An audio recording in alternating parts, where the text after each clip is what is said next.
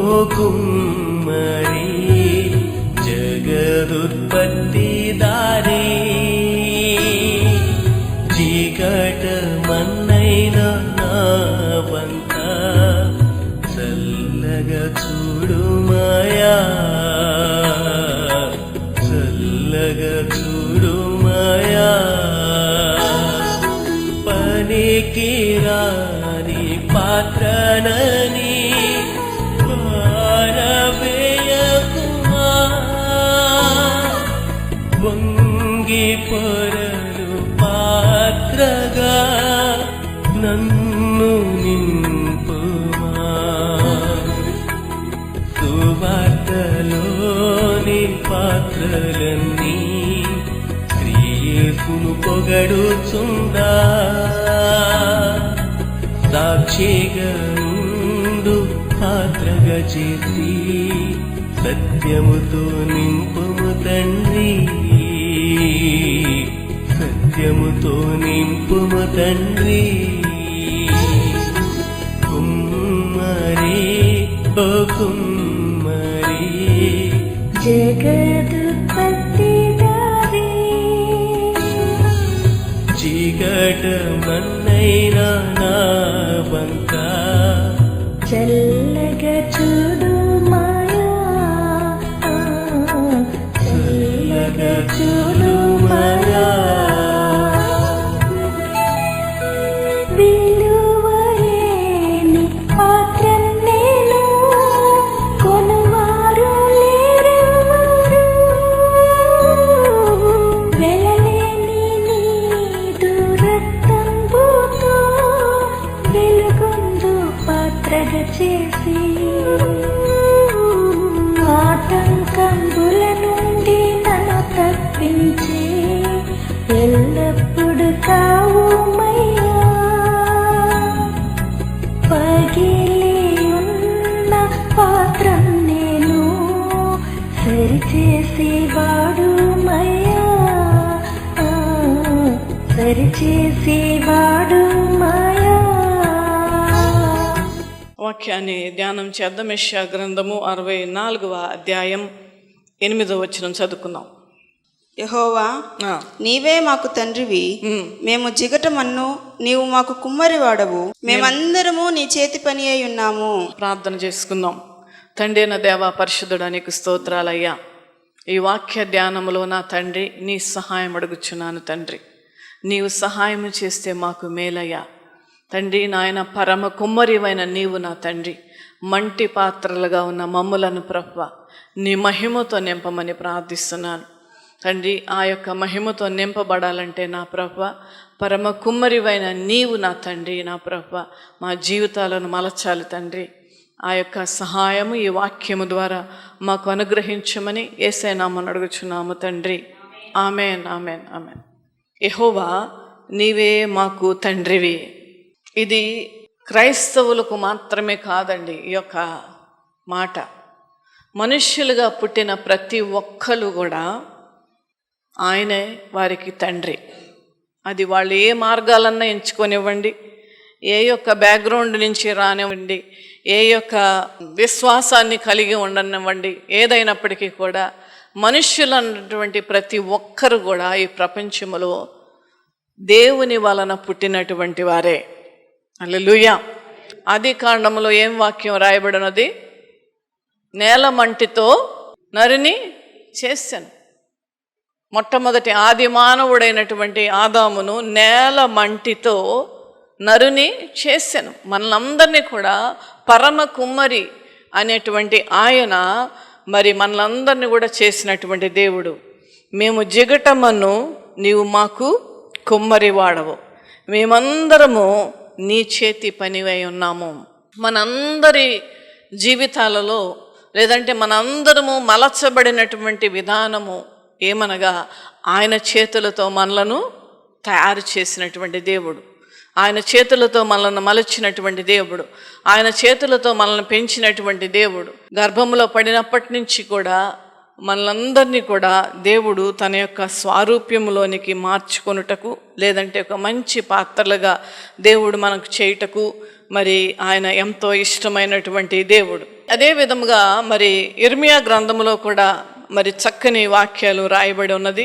ఇర్మియా గ్రంథము 18వ అధ్యాయంకి వెళ్దాం ఒక్కసారి 4 నుంచి. కుమ్మరి జిగటి మంటితో చేయుచున్న కుండవాని చేతిలో విడిపోగా ఆ జిగటమన్ను మరలా తీసుకొని కుమ్మరి తనకు యుక్తమైనట్టుగా దానితో మరి ఒక కుండ చేసెను.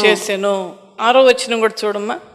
ఇశ్రాయేల్ వారులారా, ఈ కుమ్మరి మంటికి చేసినట్లు నేను మీకు చేయలేనా? ఇదే యెహోవా వాక్కు.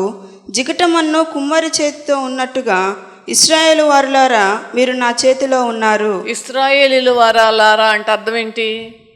ఇజ్రాయేల్ దేశ ప్రజలు మాత్రమా? ఇజ్రాయేల్ వారులారా అంటే అర్థం ఏంటంటే ఆయన నమ్ముకున్నటువంటి బిడ్డలారా, ఆయన మీద ఆధారపడినటువంటి వారులారా, లేదంటే ఆయనను ఆశ్రయించినటువంటి వారులారా. ఇజ్రాయేల్ అన్నప్పుడల్లా మీరు ఇది జ్ఞాపకం పెట్టుకోవాలి ఈ మాట. అయితే చూడండి, జిగటమన్ను కుమ్మరి చేతిలో ఉన్నట్టుగా మనమందరము కూడా ఆయన చేతిలో ఉన్నాం. అది రియలైజ్ అవ్వకపోని, ప్రార్థన చేయకపోని, దేవుని ఆశ్రయించకపోని కూడా అయినప్పటికీ కూడా ఆయన చేతిలో మనం ఉన్నాము. ఆయన మలచబడినటువంటి పాత్రలు మనం అందరము కూడా. పాత్రలు అంటే మనమందరి యొక్క బ్రతుకే ఒక పాత్ర, మన జన్మే ఒక పాత్ర. అది ఆయన మలుచుకున్నటువంటి పాత్రలు మనమందరము కూడా. అయితే ఒక్కసారి మనము ఆ యొక్క మట్టిని తీసి కుండను కానీ లేదంటే ఒక పాత్రను కానీ చేసేటువంటి ప్రాసెస్లోనికి వెళ్దాం. ఒకసారి మట్టిని తీసుకుని వచ్చి ఏం చేస్తాడు? ఫస్ట్ కుమ్మరి మట్టిని తీసుకుని వస్తాడు. ఏ మట్టి అంటే ఆ మట్టి తెచ్చేస్తాడా? తేడు. మట్టి కూడా సరైనటువంటి మట్టి ఉండాలి, లేదంటే ఆయన చేసిన ప్రయాసము కూడా వ్యర్థమైపోతుంది. అందుకే మట్టిని సెలక్షన్లో చాలా ఆలోచించి ఆ మట్టిని సెలెక్ట్ చేస్తాడు. ఆ మట్టిని ఏం చేస్తాడు? నానబెడతాడా?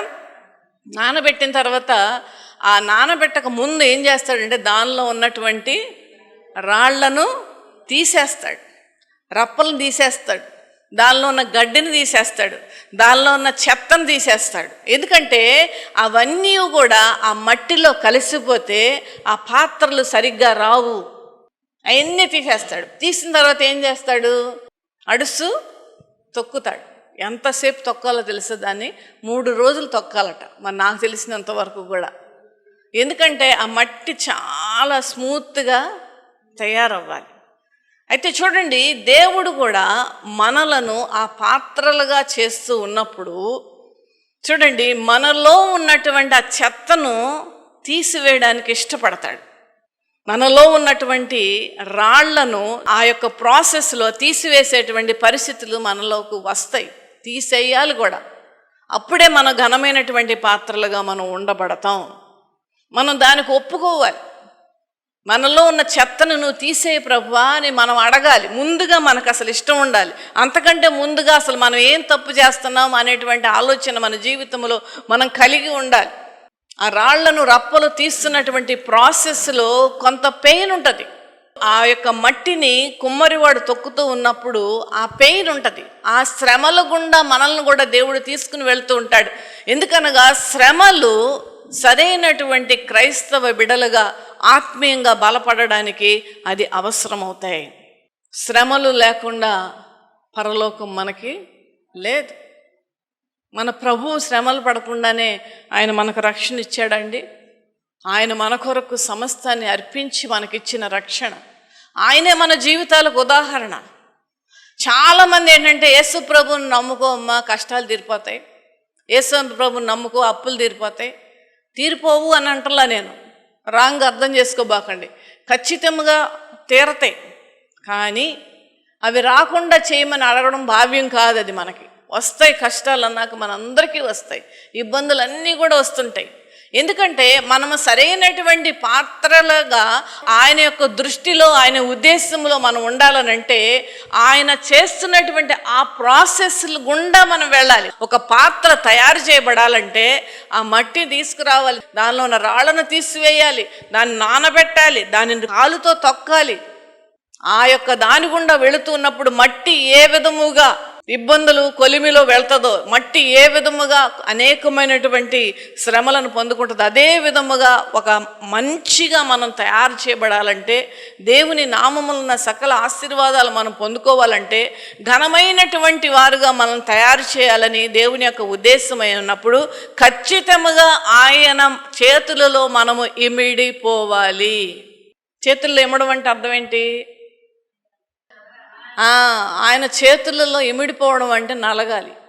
అంటే ఇప్పుడు ఫర్ ఎగ్జాంపుల్ కుమ్మరి ఒక పెద్ద కుజాన్ని, మీరు అనుకుంటున్నారే కొండలే కదా, పెద్ద కాస్ట్ కాదు అని అనుకోబాకండి. మట్టితో చేయబడినవి చక్కగా తయారు చేస్తే కొన్ని ల్యాక్స్లో కూడా అమ్ముతారు. అయితే చూడండి దేవుని బిడ్డలారా, ఆ ఘనమైనటువంటి పాత్రలుగా మనం తయారు చేయబడాలంటే ఖచ్చితంగా ఆ పరమ కుమ్మరైనటువంటి దేవాది దేవుని యొక్క చేతులలో మనము మలచబడాలి. హల్లెలూయా. ఎట్లా అంటే అట్లా మనం వినాలి. ఎంత తీసుకుంటే మట్టి అంతే ఉండాలి. నేను ఇంకొంచెం ఎక్కువ వస్తాను, అబ్బా అంతా రావాలా, ఇంకొంత ఉంటుంది ఇక్కడే అనేటువంటి అన్నీ కూడా నడవు. ఆ రకంగా తర్వాత ఆయన చేతులతో ఆ యొక్క పాత్రను తయారు చేస్తూ ఉన్నప్పుడు కూడా కొంత రాపిడి ఆ కుండకి ఉంటుంది.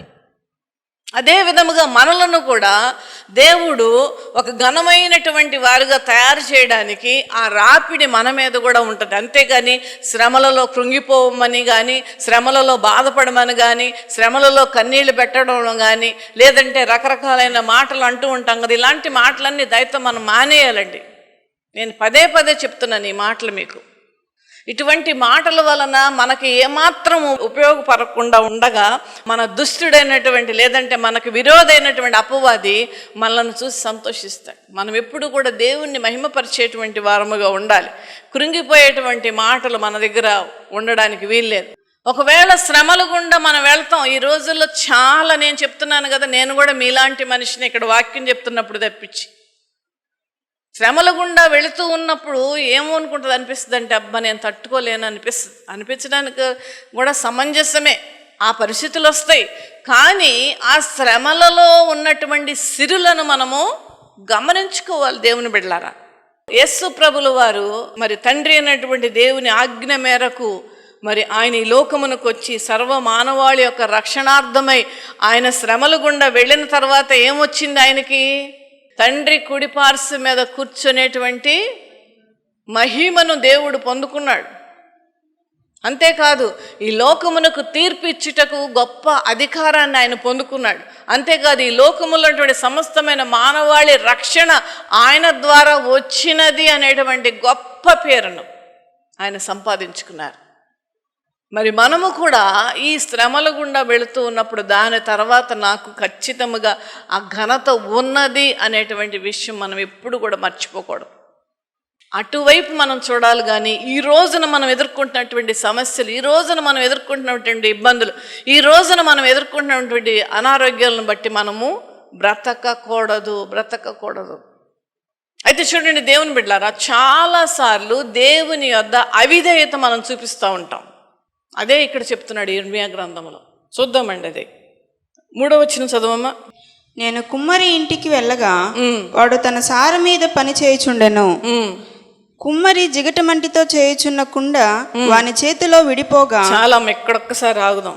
కుమ్మరి జిగటమంటితో చేయుచున్న కుండ వాని చేతిలో అంటే అర్థం ఏంటి? దేవుని చేతిలో ఏమైందంటండి? విడిపోయిందంట. ఇదే దేవునికి వ్యతిరేకమైన అవిధేయత. లేదంటే దేవుని యొక్క మాటలలో, దేవుని యొక్క శాసనములు, దేవుని యొక్క ఆజ్ఞలను మీరుట అవిధేయతకు గుర్తు. విడిపోవడం అంటే అదే. విడిపోతాం. ఒక్కొక్కసారి మనము కూడా విడిపోతూ ఉంటాం. సారె మీద కూర్చోం, మనం ఆయన చేతుల్లో మలచబడం.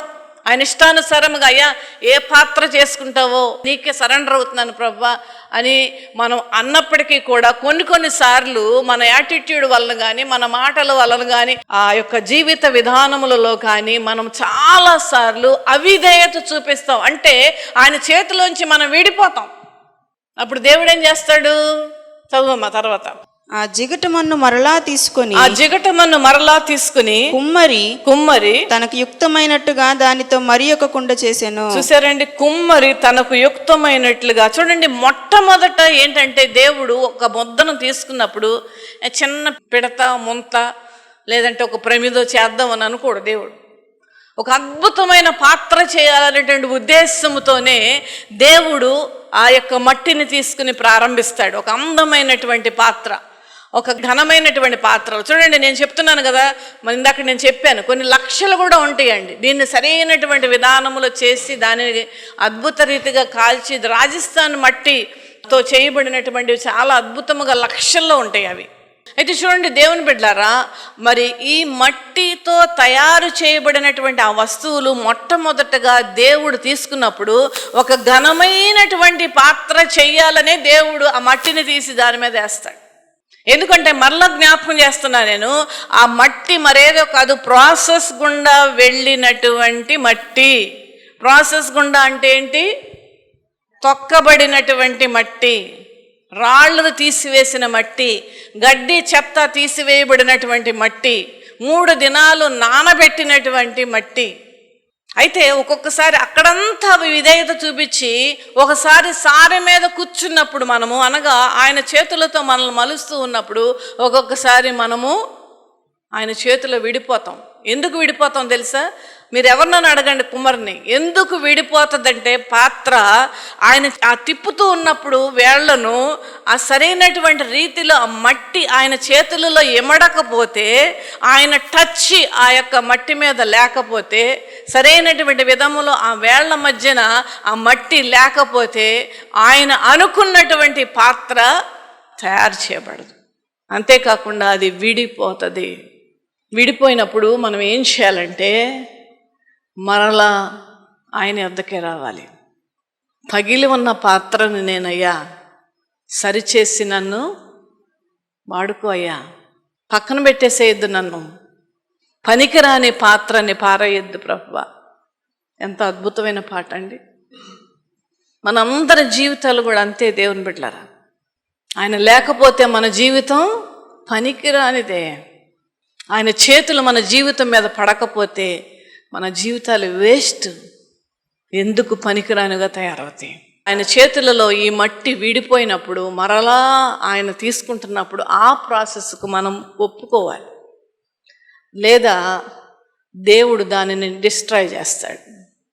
డిస్ట్రాయ్ అంటే ఈ మాట చాలా కఠినమైనది, కానీ నేను అనాల్సి వస్తుంది. ఆ మట్టిని నాశనం చేస్తాడు. దేవుడు ఎప్పుడు ఒక కోణంలో చూస్తూ ఉంటాం మనం, అసలు ఇంకొక కోణం చూడవలసినటువంటి దినాలు వచ్చినాయి. నీవు నీ తప్పును నువ్వు తెలుసుకొని, నీ బలహీనతను నువ్వు తెలుసుకొని, లేదంటే నువ్వు దేవునికి వ్యతిరేకము ఏ యాంగిల్లో ఉన్నావో నువ్వు ఒక్కసారి గమనించుకొని నిన్ను నీవు సరిచేసుకోవాలనేటువంటి ఆలోచన నువ్వు కలిగి ఉండి, నిన్ను తయారు చేసినటువంటి ఆ పరమ కుమ్మరి యొద్దకు నువ్వు వెళ్ళాలి. మళ్ళా అయ్యా నన్ను బాగు చేయ్యా, అయ్యా నన్ను సరిచేసుకో అయ్యా, వాడుకో అని అంటే ఒక పాటలు పాడడం, ఒక వాక్యం చెప్పడమే కాదు, దేవుని గురించి ఏదైనా చేయాలనేటువంటి ఆలోచనే అద్భుతం. దేవుని బిడ్డలారా, మళ్ళా నీవు తిరిగి ఆ కుమ్మరి చేతిలోనికి నువ్వు వెళ్ళాలి. వెళ్లకుండా అదే కంటిన్యూ చేస్తే, దేవుని భయం నీకు లేకపోతే, దేవుడు నిన్ను చూస్తున్నాడు అనేటువంటి ఒక ఆలోచన నువ్వు లేకుండా నీ ఇష్టానుసారంగా చేస్తుంటే ఆ విడిపోయినటువంటి ఆ ముద్దను పక్కన పారేస్తాడు అంతే దేవుడు. చదువు 6వ వచనం. ఇశ్రాయేలు వారులారా, ఈ కుమ్మరి మంటికి చేసినట్లు నేను మీకు చేయలేనా? ఇదే యెహోవా వాక్కు. జిగటమన్ను కుమ్మరి చేతితో ఉన్నట్లుగా ఇశ్రాయేలు వారులారా మీరు నా చేతిలో ఉన్నారు. దాన్ని పెళ్లగింతుననియు విరగొట్టుదుననియు నశింపజేయుదుననియు ఏదో ఒక జనమును గూర్చి గాని రాజ్యమును గూర్చి గాని నేను చెప్పి ఉండగా, ఏ జనమును గూర్చి నేను చెప్పితునో ఆ జనము చెడుతనము చేయటం మానిన ఎడల నేను వారికి చేయనుద్దేశించిన కీడును గూర్చి సంతాపపడుదును. ఇక్కడ చూడండి 3 మాటలు అన్నాడండి దేవుడు. పెళ్లగింతుననియు విరగొట్టుదుననియు నశింపజేయుదుననియు ఏదో ఒక జనమును గూర్చి గాని రాజ్యమును గూర్చి గాని నేను చెప్పి ఉండగా, ఏదో ఒక జనం అంటే ఇక్కడ 3 సిట్యుయేషన్స్ కనపడుతూ ఉన్నాయి. అదేంటంటే పెళ్ళగిస్తాడు, రెండోది విరగొడతాడు, మూడోది నశింప చేస్తాడు. మనం విడిపోయినప్పుడు ఏమయ్యాలంటే మళ్ళా ఆయన యొద్దకు వెళ్ళాలి, మళ్ళా ఆయన యొద్దకు వెళ్ళాలి. ఆ ప్రాసెస్ గుండా నేను వెళ్ళాను కదా, ఆ శ్రమల గుండా నేను వెళ్ళాను కదా, ఆ అనారోగ్యం గుండా నేను వెళ్ళాను కదా, భయంకరమైనటువంటి ఘోరము నా జీవితంలో జరిగింది, అయినప్పటికీ నేను సహించాను కదా అని ఊరుకుంటే సరిపోదు. నువ్వు టికెట్ కొనుక్కున్నంత మాత్రాన నీ సీటుకి గ్యారంటీ లేదు, బస్సులో కానీ ట్రైన్లో కానీ. నువ్వు సమయానికి వెళ్ళి అది నీవు కొన్నటువంటి ఆ సీటు నువ్వు ఆక్యుపై చేసుకోవాలి, లేదంటే ట్రైన్ కానీ బస్సు కానీ వెళ్ళిపోద్ది. దేవుని సేవకులు చెప్తున్నారు కొన్ని మాటలను అంటే అది దేవుడి చేత ప్రేరేపింపబడి చెప్తున్నటువంటి ఆ మాటలను మీరు ఆలకించండి, ఆ మాటలను మీరు వినండి, ఆ మాటల ప్రకారం మీరు చేయండి. నేను ఎప్పుడు కూడా ఆశీర్వాదాలు ఇచ్చేస్తాడు, పొలాలు ఇచ్చేస్తాడు, వెళ్తున్నప్పుడు పెద్ద 1,00,000 రూపాయల నెక్లెస్ కొనే సెంటర్లో నీకు దొరుకుద్ది అని నేను చెప్పను. అవన్నీ దేవుడు ఇస్తాడు. ఇవ్వడా? ఇస్తాడు. అవన్నీ ఇస్తానంటున్నాడు ఆయన, ఆయనే వాగ్దానం చేస్తాడు. ఇంకేంటి మనం అయితే అవన్నీ నేను ఎలా పొందుకోవాలనుకునేటువంటిదే సరైన జీవితం. హల్లెలూయా. ఇవన్నీ కూడా నేను ఎలా పొందుకోవాలనేటువంటి ఆలోచనే సరైన జీవితం. నేను అంతకుముందు కూడా ఒకసారి చెప్పాను, మళ్ళా చెప్తూ ఉన్నాను. ఢిల్లీలో ఒక తెలిసినటువంటి ఆయన అద్దెకి దిగారు. మంచి ప్లేస్, చాలా ఇండస్ట్రియల్ ఏరియా అనమాట. చాలా కాస్ట్లీ ప్లేస్లో ఆయన ఉన్నారు. ఉంటే అద్దెలు కట్టడం మొదలుపెట్టారు. కట్టారు.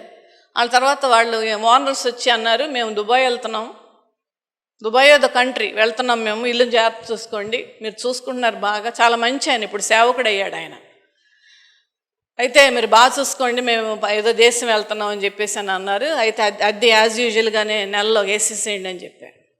అయితే ఆయన వేస్తున్నాడు. కొంతకాలం తర్వాత ఆయన కనెక్షన్స్ పోయింది, ఏళ్ళకి నాళ్ళకి. ఆ ఫోన్ నెంబర్ దొరకట్లేదు, మెయిల్స్కి ఆయన రెస్పాండ్ అవ్వట్లేదు, ఫేస్బుక్లో లేడు, దేంట్లో లేడు. అయినప్పటికీ ఆయన ప్రతి నెల జాగ్రత్తగా టైంకి వేసేస్తూనే ఉన్నాడు. కొన్ని సంవత్సరాలు అయిపోయిన తర్వాత ఎవరో ఇంటికి వచ్చి తలుపు తట్టి ఈ ఇల్లు మాదే అని చెప్పారట. అంటే అది మీరెందుకైంది, మీరు ఎప్పుడు రాలేదే, మా ఇంటి ఓనర్స్ మీకు కనపడనివ్వలేదని అంటే లేదు మాదే, వాళ్ళిద్దరు కూడా చచ్చిపోయారు, చచ్చిపోతా మాకు చెప్పారు ఆ ఇల్లు తీసుకోమని చెప్పేసి అని అబద్ధం ఆడి వచ్చారు కొంతమంది, వాళ్ళు చచ్చిపోయారని తెలుసుకొని.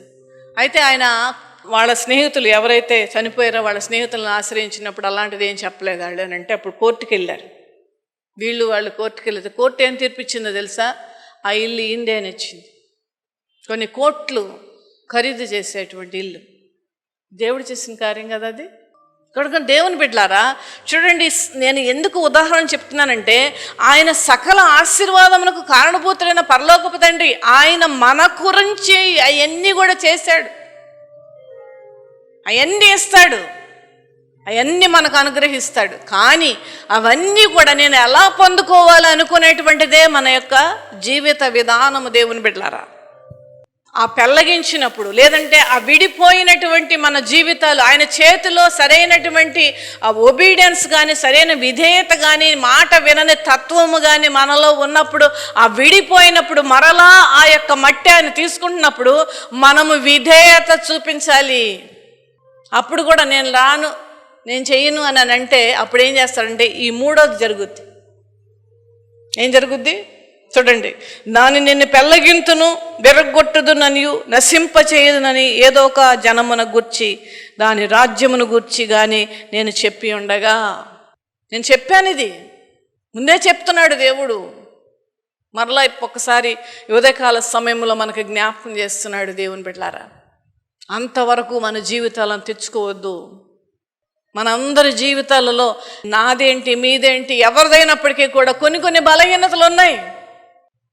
వాటిని ప్రభువు దగ్గర ఒప్పుకొని ప్రభువా నన్ను సరిచేయ్యా, నన్ను సరిచేసి వాడుకో ప్రభువా అని మనము ప్రార్థన చేయాలి. అటువంటి డిజైర్ మనం కలిగి ఉండాలి.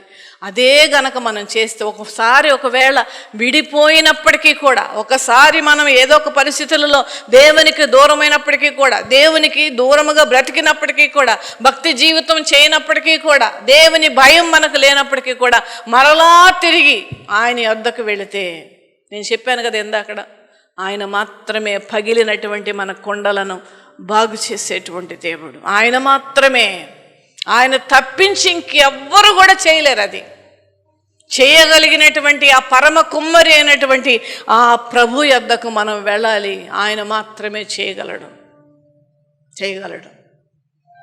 అయితే దేవుడు మనల్ని ఏ ఉద్దేశముతో ఆ యొక్క సారి మీద అంటే మన జీవితం మీద పెడుతున్నాడనంటే ఘనమైనటువంటి పాత్రలుగా మనం ఉండాలి అని దేవుని యొక్క ఉద్దేశం. మీరు సైకాలజీ ప్రకారం ఆలోచించండి. ఒక కుమ్మరివాడు ఆ మట్టి తీసుకుని ఆ సారి మీద పెట్టి పని చేస్తున్నప్పుడు ఇది విడిపోవాలని అనుకుంటాడండి? అనుకుంటాడా? ఎవ్వరు అనుకోడు. ఎవ్వరు, ఏ కుమ్మరివాడు కూడా అనుకోడు. అలాంటి పరమ తండ్రి అయినటువంటి ఆయన ఈ యొక్క మట్టితో నేను ఒక ఘనమైన పాత్రను చేయాలనేటువంటి ఉద్దేశంతో దాని మీద పెడతాడు. పెట్టి మలుస్తూ ఉన్నప్పుడు అదేమవుతుందంటే అది సరిగ్గా అది ఆయన చేతులలో ఇమిడిపోయి అది ఆ మట్టి ఆయన మాట వింటూ ఉండంటే దాన్ని అద్భుతమైనటువంటి ఒక పెద్ద పాత్రగా ఆయన చేస్తాడు. హల్లెలూయా, హల్లెలూయా. చక్కని షేపులో చక్కని విలువైన పాత్ర. ఒక్కసారే ఆ చేతులలో మలచబడినటువంటి ఆ పాత్ర చాలా ఖరీదుగా తర్వాత చేస్తాడు. దాన్ని పింగాణి దానిలాగా చేస్తాడు. దాని మీద డిజైన్లు వేస్తాడు. ఎందుకు నేను ఇందాక చెప్పాను చూసావా, ఆ ఖరీదైనటువంటి ఆ పాత్రలు ఎందుకో తెలుసా? మొదటి టచ్లోనే తయారు చేయబడి ఆయన ఇష్టమైనటువంటి రీతిలో మలచబడినటువంటి ఆ పాత్ర అయితేనే ఒక ఘనమైన పాత్రగా దేవుడు చేస్తాడు. హల్లెలూయా, హల్లెలూయా. అందుకనే కొరంథీయులు రాసినటువంటి పత్రికలో ఒక అద్భుతమైన మాట ఉంటుంది. ఈ మంటి ఘటములో ఆయన మహిమను పెడతాడంట. ప్రభునామమునకు స్తుతి మహిమ కలుగును గాక. చప్పట్లు కొట్టి దేవుని నామాన్ని మహిమపరుద్దాం గట్టిగా.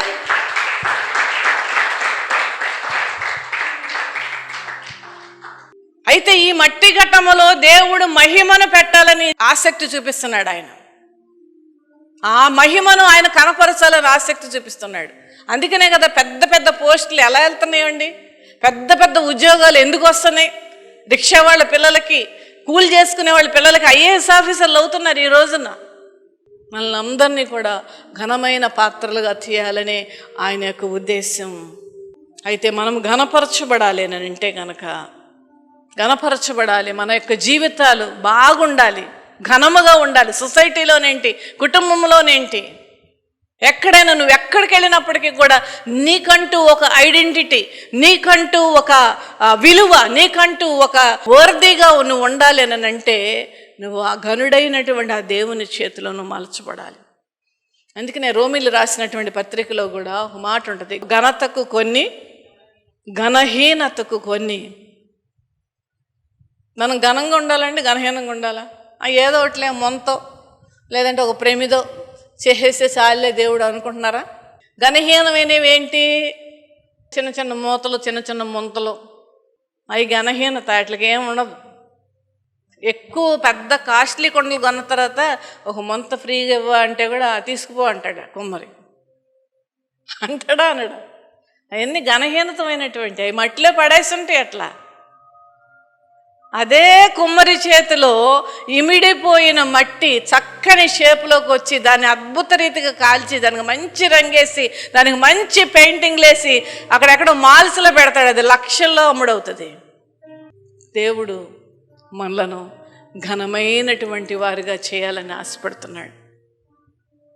ఆయన ఆలోచన అదైతే నీ ఆలోచన కూడా ఆయన ఆలోచనలో కలిసిపోవాలి. ఆయన ఆలోచనలు ఘనమైన వారిగా మనల్ని చేయాలని. అయితే ఆయన ఆలోచనలు మన ఆలోచనలు కూడా కలిసి ఎక్కడ మనం పగిలిపోయి ఉన్నామో, ఎక్కడ చిట్లిపోయి ఉన్నామో, ఎక్కడ ఓటుబట్టి ఉన్నామో వాటిని సరిచేసుకోవాలని మళ్ళా తయారు చేసినటువంటి ఆ కుమ్మరి వద్దకే మనం వెళ్ళి బాగు చేయమని మనం కోరాలి. అందుకనే మొదటి యోహాను పత్రికలో ఒక అద్భుతమైన మాట ఉంటుంది, ఆయన నమ్మదగిన వాడును నీతిమంతుడును గనక ఆయన సమస్త దుర్నీతి నుండి మనను పవిత్రులుగా చేయును. మళ్ళా వెళ్ళాలి ఆయన దగ్గరికి. ఆయన తీసుకోవడానికి సిద్ధంగా ఉన్నాడు. ఆ కుమ్మరి చేతిలో ఆ మట్టి విడిపోగా మరలా ఆయన మట్టిని తీసుకొని అప్పుడు రెండోసారి ఏమవుతుంది? ఒక ఘనహీనమైనటువంటి పాత్ర, యావరేజ్ది వస్తుంది. ఒకటి చెప్పానుగా, మొంతో లేదంటే ఒక మూతో, నీ ఇష్టం అది.